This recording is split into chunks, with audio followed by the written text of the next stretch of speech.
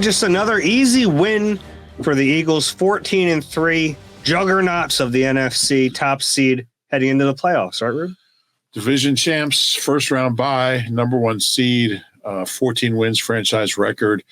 So yeah, if you don't look at the details of the game, there's a lot to be excited about. And we'll look at the details of the game. We'll try to put it in perspective. What does it really mean? Where should the panic meter be? We'll kind of look at the offense, look at the defense in this game, and also, where they are going into the playoffs. And then, at the end, we'll try to figure out which opponent would be the best draw for the Eagles in the divisional round. But first, where's your head at in a game like that? Because it was kind of ugly. They win 22-16 against a team that didn't really care about winning, but they win it.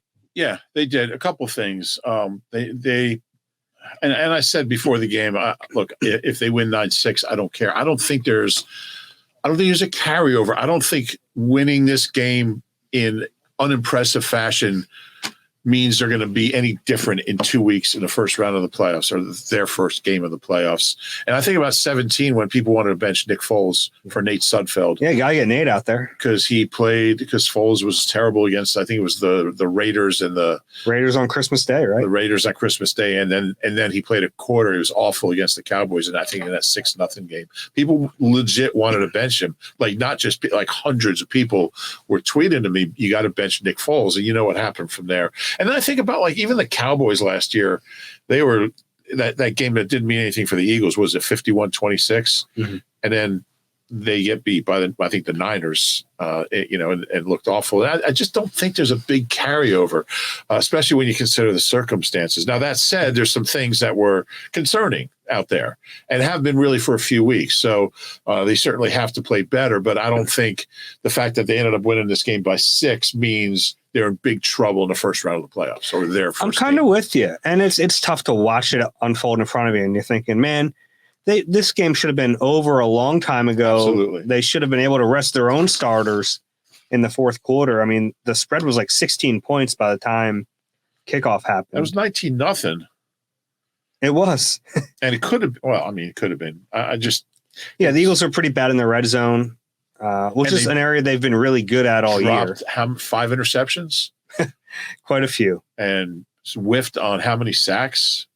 I think their mind was on that record instead of just playing sound, fundamental, playing their rep the way they should. But there were some things that were concerning. But for me, it's a new season. You would have liked to have this thing over with. I mean, I thought it was gonna be like 30-0, or 30-10 or something. You would have liked to seen that, but I don't think it's time to ring any alarm bells. I'm kind of with you. And it's not to just like say, whatever. Because you're right. There are things that you're like, you got to fix that. Yeah. You can't just have these problems. But you have a couple weeks to fix them. And hopefully Jalen Hurts gets healthier. Yeah. That's the biggest thing to me. And that's why I look at the previous 2 weeks, and it's tough for me to go too crazy with the panic in those 2 weeks because you didn't have your MVP candidate. And then in this game, you had him, but not really. Did you really have him? Yeah. You had whatever percent of him, and some of that is the injury, and we'll get into this stuff later when we talk about Hurts. But some of it's the injury, and some of it was just their game planning to make sure the injury didn't get worse. If you tell me right now you have 90% Jalen Hurts in the first round, in the divisional round, I keep saying first round because it's their first round. Yeah. In the divisional round, conference semifinal. And they can play divisional round. Well, I'll go to my death, my final days saying conference semifinal round. You're going to make me change in all your stories, Not aren't the you? divisional round. If you do that, there'll be problems. I don't name it. The NFL names it. It's not what it is. It's conference anyway. Well, you take that up with the league office. I will. All right. But anyway, if you have a healthy Jalen Hurts, I'm feeling really good about this team and their chances because I don't think what we saw today is indicative of what this offense should be when the playoffs roll around. Yeah, I would agree. I also, and I think this team's performance is so so intrinsically tied to Jalen. This is the offense and really the whole team. Like when Jalen is flying high and throwing touchdowns and running all over the place, which none of those things he did today, there's just a different team, whether it's Gardner playing or Jalen at 50 or 60% or whatever he was today. There's just so much of who they are is who he is on that day. The games they lose are when he doesn't play well. And he usually plays really well. So to win a game when he was rusty, he was just not. I don't know, the interception. I don't know if he thought it was a free play. I don't know if he was asked about that. Yeah, he wasn't. I don't know. There was a flag. There was a flag. Hold. Maybe he thought that it was. I mean, he threw it into. It was like a cloudy area. Yeah, it was the kind of play you see when a quarterback feels like he has a free play. Yeah, or what we saw from him last year. Yeah, there are moments where he would throw. Like the Tampa. That's what reminded me of the Tampa game, the interception just before halftime. Mm-hmm. That's what it was like. He hasn't been doing that, so I'm not sure what was going on there. But he clearly wasn't himself.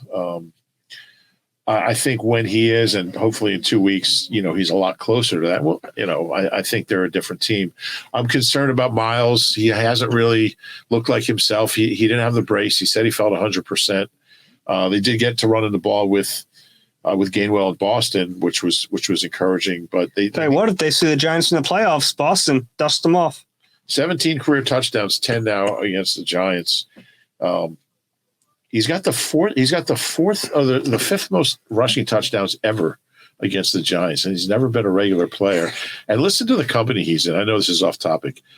Emmitt Smith, Hall of Famer. Leroy Kelly, Philadelphia native, Hall of Famer, and longtime South Jersey Willingboro resident. Jim Brown and Larry Brown. Those are the only players with more rushing touchdowns in their career against the Giants than Boston Scott. It's unbelievable. It's crazy. But anyway, so yeah, I feel like they've got to. I didn't like the run defense today. They didn't play Saquon, and the other two backs did some damage. Matt Breida, I'm going to say his name. He's an okay player, but gosh, don't let him gas you like that. I just thought the last two games they've allowed 26 points defensively, and it's just not where I think they need to be as far as takeaways, as far as run defense. I thought they pressured really well. I'll tell you what, for a guy who never played a game before, he did a nice job getting out of trouble, getting out of pressure. He was getting rid of the ball quickly. He took incompletions over sacks. The Eagles had 2 sacks, and neither one were against the quarterback. Has that ever happened ever? Very strange. Both on trick plays, one against a punter, one against a tight end. It's pretty funny. So the Eagles finished with 70 sacks. I thought they were getting like 9 sacks today. So they had the pressure. Yeah, Reddick had some great pressures early. He was all over the beast. Place. But I thought I'm way off topic now, but I thought Kaiser White had his best game of the year. Mm-hmm. I thought he was really good. On the flip side, I thought TJ struggled in coverage. He really did, and he missed a couple tackles. There was one play where I can't remember who it was. They had him stuffed for no gain on a 3rd and 1, and TJ just took a terrible angle on the play. Well, you can't expect to stop Lawrence Cager. You can only slow him down. Yeah, TJ struggled. That was kind of weird. He's been playing so well. So there's things you can nitpick on both sides of the ball. But as far as my concern level overall, I'll tell you what, when it was 10-0 in the first quarter, I thought they're going to cruise. They're going to blow this team out. And if they didn't stall in the red zone, they probably do. Yeah. And I know that's a big if. You have to score in the end when you get in the red zone. Yeah. And they had the one called back 2 weeks in a row. They've had a touchdown called back on an O-line penalty. I guess it was Dickerson. It was Dickerson, a legal man downfield. I mean, I hate the way that call is officiated because he's right there. Yeah. They're on the goal line. But, I mean, all right. Yeah, by the letter of the law, it was correctly called. Now, the one on Dickerson last week was a joke. Yeah. But, yeah, those things have to be cleaned up. But I just lost my train of thought what I was just about to say. How about like props to Jake Elliott, who basically won this game for them? He only kicked 18 field goals all year. He kicks 5 today, including a 52 and a 54 in cold, difficult conditions. Those are big kicks. He's been money from deep. He's made 7 of his last 8 from 52 and out. It's pretty crazy. Yeah. He made all 5 of his kicks, and they won by 2 field goals. So he's really good. He's a weapon going into the playoffs to feel really good about. Yeah, absolutely. Yeah, 5 for 5. First punter, maybe not, but first kicker since who to go 5 for 5 for the Eagles. The fact that you're asking me this, come on, I want to hear a guess. Makes me think that it's not Akers. So not Akers. 5 for 5. It's not Henry. Alex Henry is correct. Yeah, they're all from 2 yards. Made 5 2-yard. Yeah, he wasn't booting him like Jake. No, but yeah, it's good to see him. I'm sure he appreciates having a game like this after attempting 18 field goals in 16 games. Yeah, that's what they just wanted Jake to feel good going into today was all about. Yeah, get Jake some work. Get Jake into a rhythm. Jalen, when you get in the red zone, just stall out a little bit. Let's get Jake out there. That's a good plan. It's funny because I get the worry, but 17 is the perfect example of doesn't have to be pretty, but you statistically have better odds when you get number 1 seed and you have a bye. Sure. It's got to come through here. And are you completely convinced that they're not going to lay an egg in one of those games? Probably not. I mean, it could happen, but I still feel pretty good about this team going into the playoffs. Yeah. And the only team that's scared, I don't say scares me, nobody scares me, but the only team that I think it'll be a really good close game would be the Niners. And, then you look like they gave up 34 points to Jarrett Stidham last week. So every team has things that they need to work on right now. Every team has things they need to clean up. The Eagles just have twice as much time to do it. True. So you got to like the position. Yeah, and this is a week, and we talked to Jason Kelsey about this. He's been through it before, and his brother's been through it a ton, but this week won't be like, because you can't game plan. You don't know who you're playing. So it's really about like just kind of hammering home on fundamentals, obviously getting healthy, but then hammering home on fundamentals, technique things. Yeah. Really trying to correct your own game. So it's a little unique in that sense because you can't, what are you going to do? Get ready for every possible. They have coaches who will do that. Sure. Who will plan and start the ball rolling on all these teams. But if you're the players, you just got to focus on yourself during the bye and get healthy, kind of keep off your feet as much as possible, but try to make sure that you understand every play and every technique as best you can. I think what you just said is the most important thing. They have the advantage of getting off their feet for a few days. I don't know exactly what the schedule will be. Knowing Nick, he'll probably bring them in tomorrow or Tuesday to watch some film and have a meeting or two. And then I would guess they'd be off till maybe have a walkthrough Friday, and then come back next week on their regular schedule, depending. What are you walking through? Just a generic, like. Yeah, I don't even know. There's just have them together and out on the field. On Friday, and then come back once you know who you're playing and when you're playing and start figuring it all out. But I think getting them off their feet and having them at home resting on the couch, on the recliner, when other teams are playing is just the biggest advantage imaginable. Yeah. And home field advantage matters too. They've been really good at home. 7-2. And I think home field advantage matters even more in the playoffs. Yeah. It just, the whole intensity gets ratcheted up. Yeah. That 17 run, the link, especially the NFC Championship game, it's hard to replicate that. Yeah. You just have to be there in the playoffs, and you have a feeling the fans are going to show up for those, and it's going to be pretty wild. Atmosphere might be a little louder than today. Today was pretty loud, though. Did it get loud? It got loud. Okay. Yeah. All right. Yeah, especially when they announced Jalen last. They announced the offensive starters today, and they saved Jalen, obviously. The place got pretty loud. Okay. And it was funny. So the Eagles get out there for their first offensive possession, and their MVP chants raining down to the point where they're like, thanks, but everyone be quiet, offensive work. Yeah. He's had a hell of a season. He's not the MVP. Yeah, I mean, but that's a nice chant though. It's the Nissan Thrill of the Drive event, so gift yourself what you really want this holiday season and shop your local Nissan store or visit nissanusa.com today. Just like the holidays, these offers won't last. Opioid addiction is a national public health crisis. The Someone You Know podcast from the Independence Blue Cross Foundation offers inspiring stories that challenge stigma, offer hope, and humanize the disease of addiction. Download the new season 3 of Someone You Know on all major podcast platforms. All right, let's speak about the non-MVP, as you so eloquently put it. You're right, but he had an MVP caliber season. He did. He absolutely did. He's been incredible. And actually, I just looked this up. 2 little quick notes on Jalen, if I can find them. He was 14-1 this year. He's only the 4th quarterback to win 14 games in a season in 15 or fewer starts. The others being Patrick Mahomes, Aaron Rodgers, and Joe Montana. It's not bad company. Not bad. And the second youngest quarterback ever to win 14 games. Dan Marino was 23 in 84 his rookie year, went 14-2. Some concerning things from Nick and from Jalen after the game. Nick said he was hurting a lot. Yeah. He was really hurting.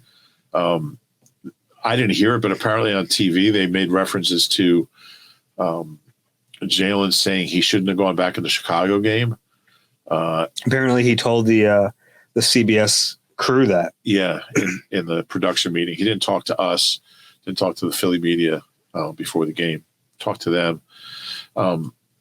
And said he didn't throw it all for I forget how long it was, for over a week. I guess for 2 weeks, he said. He just started. I think they said December 29th. Yeah. So, and then in his presser, he was kind of vague. He's always vague, but seemed to indicate that he was in a lot of pain out there. And he said stuff like it didn't come easily. It was a challenge. He was working through some things. He said good enough. Good enough to win. Yeah. I think John Clark asked him, how close to 100% were you? He said good enough to win, which is great. And he's, no one questions his toughness. My question is, where will he be in 2 weeks? And how close to 100% will he be with 2 more weeks of rest? That's the biggest question. That's the question. Because, he's had 3 weeks. If he's at 90%, you feel pretty good. If he's at 80, okay. I mean, what was he at today? Maybe 65 based on the way he played? It's hard to tell. Hard to tell, but somewhere around there. If he's not at 80 and you're playing NFC Championship game, he might have another week, but it's a concern. His health is a concern. You certainly look. You went into Tampa, and his performance was compromised by his health. Can't afford to have that happen again. Yeah, you need him as healthy as possible. And I thought the game plan also didn't allow us to see how hurt he was. Yeah, well, that's a good thing. I mean, I thought they were doing what they could to protect him. That one scramble where he just took a knee, like he slid like a yard before the first down. Yeah, before the first down. Yeah, you could tell like this is not going to be a normal. Like at that point, I thought he was just protecting himself, but I mean he had the one late hit, and but he was doing everything possible not to get hit, and that's good, but. Yeah, it really, it affects his game. I mean, that makes him a different player. Yeah. And it hammered home the idea that, okay, yeah, he's not really completely healthy. Yeah. That was clear pretty quickly. Yeah, I agree with that. Everything was getting out. He was making those decisions to get down, not fight for yards. And in this game, you're fine with that. Right. Problem is when you're in the playoffs, you can't do that. Right. And he knows he can't do that in the playoffs. The team can't afford for him to do that in the playoffs because that's still such an important part of his game. And I think that's probably part of the reason they struggled in the red zone on Sundays, because he's such a weapon down there with his legs and the threat of him running. Once that's gone, you lose the numbers game a little bit. Yeah. And that's what I saw. And he didn't want to admit that the game plan was altered because of his health, but it clearly was. Yeah. Yeah. And this offense just functions differently when the threat of him running isn't there. It's just not the same, whether he's playing or not, whether if it's Gardner out there who doesn't run or Jalen who can't run or won't run. They're just a different team. And when he's getting rid of the ball that quickly, it really kind of it limits the offense too. It just kind of condenses everything. And I think they took one deep shot that was nowhere close to hitting to AJ down the right sideline, but it was really middle of the field and a lot of Goddard, which is good. Had Miles for a big game. He dropped it. How many catches did Goddard have? Like 5. Goddard had 6 for 46. Well, the Miles drop, he heard footsteps, and I don't blame him. Yeah. Yeah. So, but yeah, that's going to be the question. You think about how much improvement he made from Chicago to today, and then he's got 2 more weeks, and he's going to get better. He doesn't have to play. He's going to heal. He's going to rest. He's going to get rehab. It's so funny in a way. Playing him gives you the opportunity to rest him. Yeah, yeah, and hopefully he didn't. There's no setbacks. I mean, didn't appear to be any huge shots that he took. He got hit a couple times. But yeah, you hope that the progress kind of picks up tomorrow where it was yesterday, and there was no setbacks. But he's going to need every day of those 2 weeks. Did throw it 35 times. I know, too many. First 8 plays were pass plays. Yeah, and there were RPOs in there. Yeah, I think there was only 1 in that stretch. I think. Okay, but there were a lot of RPOs early. Yeah, in general, and the way the Eagles count them as like run plays, but they're just not if he's throwing the football. Yeah, it's kind of funny how they do that, and I get their point, but if they don't become run plays, they're not run plays. That's true. They're pass plays. If you throw the ball, it's a pass play. Yeah. We'll see. I think just having him back meant a lot, though. Yeah. The whole team just has a different feel when he's back there. I think AJ plays differently when he's in there. Yeah, I think AJ's a lot happier when he's in there. I mean, AJ had a big game stat-wise last week against the Saints, but it's just I think everybody was just relieved to see him out there, see that he could still function, even if it wasn't his normal self. Mm-hmm. Yeah. How about anything else on offense that stood out to you? Or that you're thinking about going into the playoffs? I'm sorry? Or that you're thinking about going into the playoffs? And I wrote this in my 10 obs. You look at where AJ and Devontae finished. AJ 88 for 1,496 yards, 11 touchdowns. Devontae 95 for 1,196. Eagles have never, and 7 touchdowns. They've never had this kind of firepower at that position. It's amazing. And you just feel really good about the weapons. Goddard got over 700 yards for the year. And then a running back who's got 1,200 yards. So you just like, and to have 2 receivers like that are unselfish, don't really have big egos. They might have big egos, but they suppress them. They're not divas. For the greater good, yeah. Like they're not the typical wide receiver divas. I started thinking they remind me a little bit of Bolden and Fitz, and they're both young. They're both 20, 24, 25. So you just feel really good about the weapons on this team going into the postseason. There's not a lot of teams that can cover those 2 guys. And even today, when the passing game wasn't really rolling, never got into a rhythm. And even the games that Gardner played, they put up big numbers. So it just goes to show you how good they are, how consistent they are. Second half of the year, I'm going to have to check this, but I believe Devontae Smith will finish with the most yards second half of the year behind Justin Jefferson. Is that the last? No, I think that's the last 8 games or 9 games. Okay. I forget. But yeah, whenever he kind of had that surge, he's been great.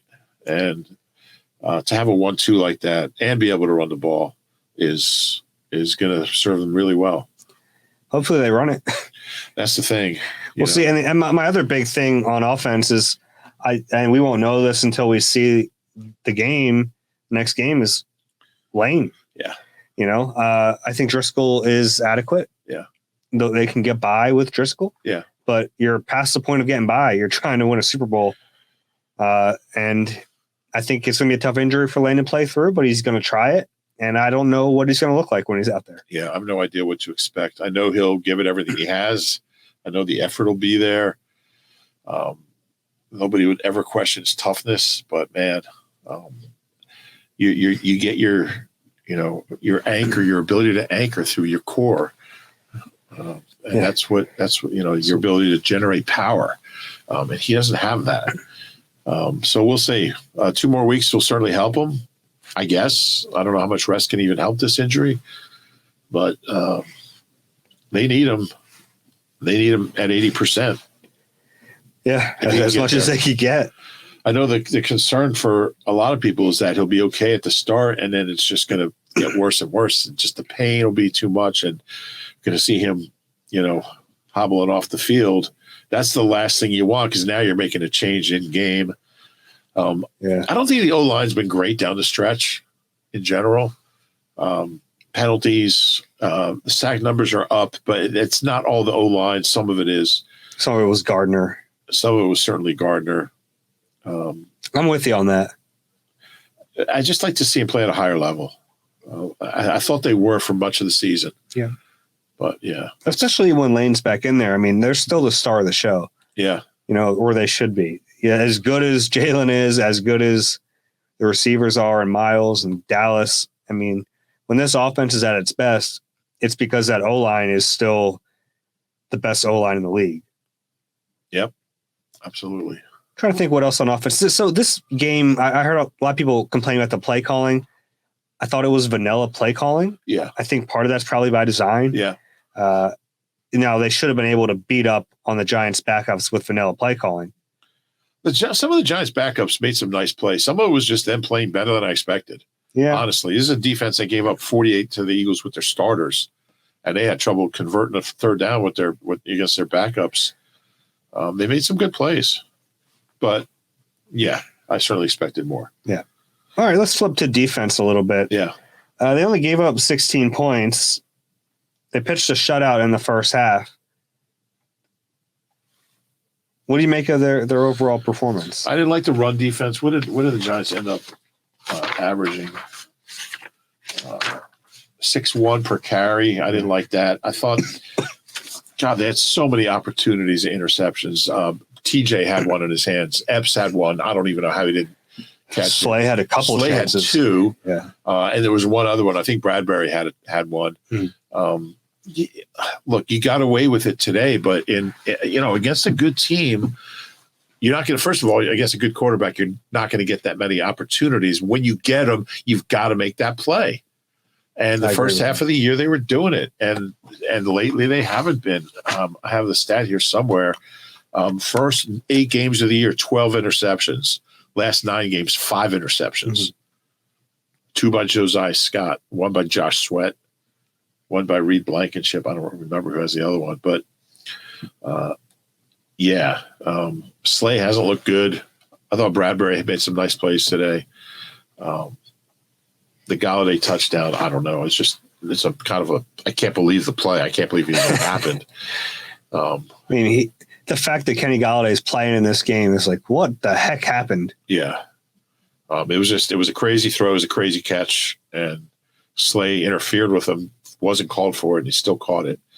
But you got to get Slay back to where he was. You got to get this pass defense, and they did finish as the number 1 pass defense in the NFL for the first time since 1991. But they've got to get back to forcing turnovers, or they're going to have trouble beating good teams. Yeah, and that drive early in the fourth quarter, 10 plays, 59 yards, 446. That was the drive in this game. You can't let that happen. Can't let it happen. You can't let Davis Webb drive down the field on you and bowl over Reed Blankenship into the end zone. Yeah. That's a tough play for Reed. That play cost the Eagles a number 1 defense ranking. Is that right? Yeah. On that play, I think I didn't get a chance to talk to Reed. I think he thought Webb was going to slide. Yeah. And then it surprised the heck out of him when he didn't, and he just got bowled over. Yeah, he did. I thought he played well, but that was a tough rep for him. Yeah. C.J. Gardner-Johnson was back, made some impact plays. He did. Up at the line of scrimmage, playing from that nickel spot. Yeah. What'd you make of that decision? I like it. And I think they're going to keep rolling that. So he's basically the safety, and their base package slides up to nickel. in their nickel package.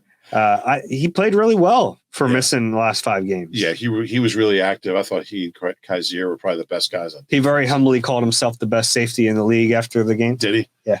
Finally talked to me. Yeah, that's CJ. But I like that. He's got a little swagger, brings a little swagger to the defense. Yeah. It was funny because that came right after he told me he humbled himself when he got here. I would like to see a little more of that swagger on that one drive, on the touchdown drive there. But yeah, I mean, I think, look, Josiah Scott played better last week. Yeah. But I still think that's the right move, though. Who would you rather on the field? Blankenship or Josiah? Probably Blankenship. Yeah. Yeah.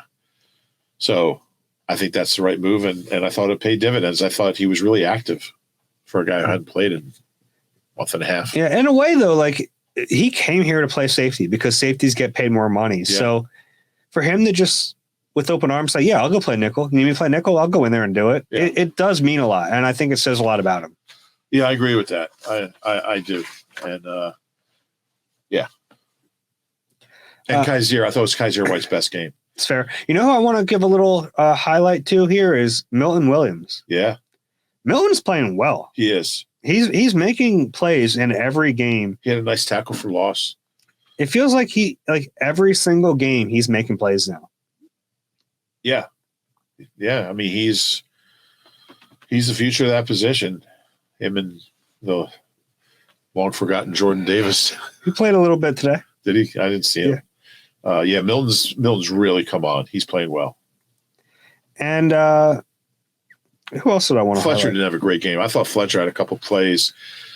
He had the quarterback pinned in the corner by the sideline there, and I don't know if he was afraid of getting a flag, but he just kind of. How about Robert Quinn? Let him go. He got a pressure. Got a couple pressures. They give him a pressure here. I thought he had I don't know if he even made it on the stat sheet. I thought he had a pretty good game. I don't think they even have his name in the database. It's just no. He's. But I mean, I thought he gave them a little something. Gave him a little something. If you get that from him and Sweat comes back. Well, if Sweat comes back, he probably won't be up. Well, maybe he would be. Yeah. I guess he'd be up. Yeah. He did end up making the single greatest 1-year drop in sacks in NFL history. 18 and a half to 1. He had one with Chicago. Yeah. But I thought he gave them a little something today. Yeah, I'm not going to write him off in the playoffs. I am. I'm not. I think that'd be foolish. He's got a Ryan Kerrigan in him. What I saw today was pretty promising. Yeah, he had a couple of pressures. I'm not getting my hopes up. Okay. But yeah, it was I'm not declaring him dead yet. I think he's got a little bit left in him. Zach McPherson had a sack. It was really heads up play. It was on the fin. And so Christian Ellis too was heads up on that. Yeah, and I think he recovered onside kick. The heck were the Giants doing? That was what are they doing? Dumb, stupid. And then they're kicking field goals when they probably should go for it. Yeah, you got trying to win the game or not? Yeah, make up your mind. I don't think. Yeah, whatever. I mean, their B team almost beat the Eagles A team, so it's hard to rip on Dable. But sometimes I don't know what the hell he's doing. Fair. Yeah. I'm trying to think if there's anything else on defense I wanted to hit. Reddick is just a monster. Yeah, he was great. Just a monster. Yeah. The stats weren't there today. He had 3 quarterback hits. Yeah. Yeah, I thought he was fine.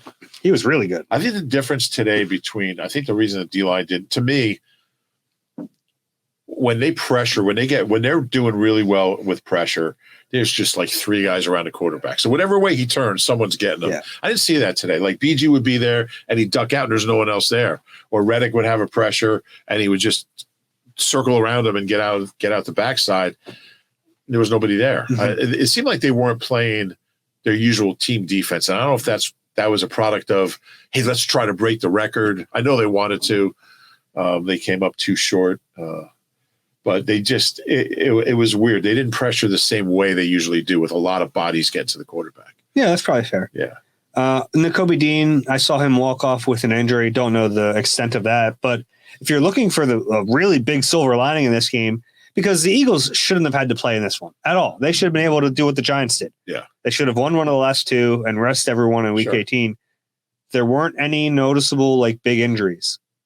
Yeah. In this game, which is a huge thing, because if you have to play this game and you get someone hurt, I mean, that's the biggest downside. And I wonder if some of their tentativeness on both sides of the ball was just kind of like, let's just get through this healthy. I don't know. I think part of it's Subconsciously, probably like tough to get up for a game where you know the other team's not trying, Yeah. which is it's inexcusable, but Yeah. I think that's some human nature. Yeah. But that's the big positive is no injuries today. Yeah. Aside from the Kobe, I hope he's okay, but it didn't look like a major injury. And they need him. I mean, they lost Sean Bradley Uh-huh. on special teams. They sure need the Kobe. But then you look around like Sweat hopefully can come back. Hopefully you get Lane back. Yeah. And all of a sudden, like, all right, you're pretty healthy in the playoffs if Jalen and Lane and Sweat are healthy, which we don't know for sure, but the extra week's going to help. Yeah. Yeah. They're overall in really good shape health-wise.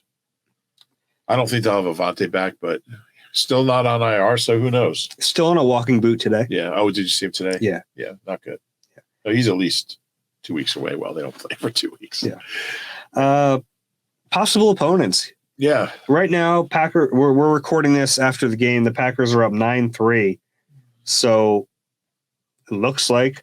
And the lines are out, right? So they don't need to play. But they hate the Packers. They're playing Andre Ware right now.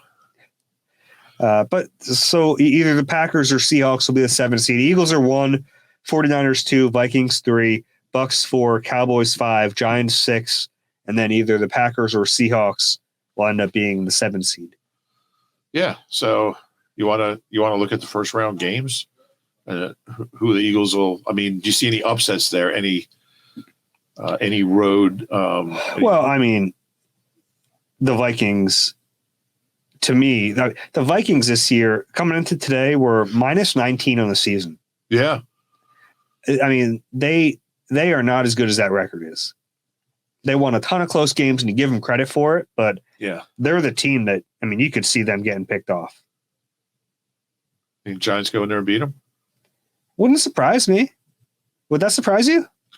A little bit. I think the Vikings will win, but I wouldn't be shocked. So if you have, do we kind of think the 49ers will take care of business against the Packers or Seahawks? I would think so. I still don't like the 2 seed not getting a bye, but obviously it helps the Eagles this year, but I don't like it. But anyway. Yeah. Well, I mean. Yeah, there's nothing I can do with that. Yeah. I understand that. And then you have Dallas going into Tampa. Possible upset. I don't know if that's an upset. I think Dallas will probably be favored in that game. I think Tampa wins that game. Do you? Yeah. I think that'd be good for the Eagles. I don't think you want to see Dallas again. Although the way Dak played today, but maybe you do. He doesn't play like that against the Eagles. You're right. It's kind of weird. They just have a block about him. Well, it's mainly down there, but yeah, I mean, either way, you have the revenge factor, whether it's last year's playoff game or the game last 2 weeks ago. But of those opponents, then we'll for purposes of this, we'll say the Packers are in. Okay, yeah. What's the best matchup for the Eagles in the conference semifinals? Thank you. And what's the worst? I mean,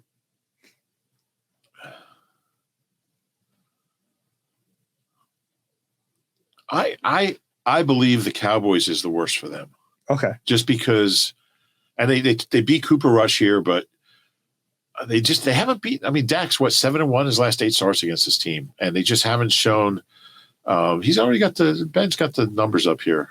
Yeah, I don't know what any of that stuff means, but I think the Eagles just have a little block with a little mental block with the Cowboys with Dak. So Cowboys are -3, so they are favored. Yeah, there you go. But I mean, I think all the teams that they could play, I like their chances at home. Coming off a bye with that team coming off a hard win. I'd watch the Giants against the Vikings. I think that could be an upset. Yeah, and then if that's the case, you might see the Giants again. Yeah, and if I'm Brian Dable, I think I start Joe Webb or whatever the hell his name is. Davis Webb. Yeah, I know what it is. I just have trouble with guys named Webb. Who was the guy? Who was Dragnet? Wasn't that guy? What was that guy's name? Who was the guy who played the Dragnet? I mean, it's a little before my time. Jack Webb. See, I knew it was Webb. The Mets used to have a pitcher named Hank Webb. Oh, yeah? Yeah. trying to think of a guy's named Webb that the Eagles don't want to see. Anyway, I'm not going to. I appreciate that. Yeah. Spud Webb. Webb Wilder. There's a band called Webb Wilder. Anyway, all right. What else we got? That's it. Okay. We got a lot to talk about the next week. So, and by the way, Nick won't be talking tomorrow. He's talking Tuesday. So okay. We know that. That's all we know right now about the Eagles schedule. Makes sense. Yeah. So, yeah, I wouldn't panic too much if I'm an Eagles fan. I think they're in a better position than any team in the conference. Yeah, but I mean, by the nature of having the number 1 seed, they are. And I know it's easy to look at the final score and say they barely hung on, and they did. But every team has had a game like that. Every team has had games where things don't go wrong, things are ugly. When you win those games, that's what separates the special teams. Yeah. This is a special team. It is. Would you like to see them finish stronger than they have? I would. And yeah. They haven't really had a complete game since the last Giants game, where they really kind of just took care of business early, put a team away, and pounced on them. Chicago, I think it was really tough conditions, as you know, much better than me. Cowboys they did some things well, but they lost. The Saints was a disaster, and today was, like ugly pulling teeth. It was just ugly, but sitting here 14-3, and that's a good place to be. That was like a poetry. It was. That's a good place to end this. It is. All right. If you enjoy the Eagle Eye podcast, please rate and subscribe wherever you get your pods. If you're a YouTube watcher, please click the like button and subscribe there as well. Normal schedule for us this week. The Eagles can change whatever they want. We'll have pods Tuesday and Thursday. And then let's do one after we find out their opponent. We'll do that. Yeah, I think that's a good idea. All right. For Rube, I'm Dave. This has been Eagle Eye presented by Nissan. We'll talk to you soon.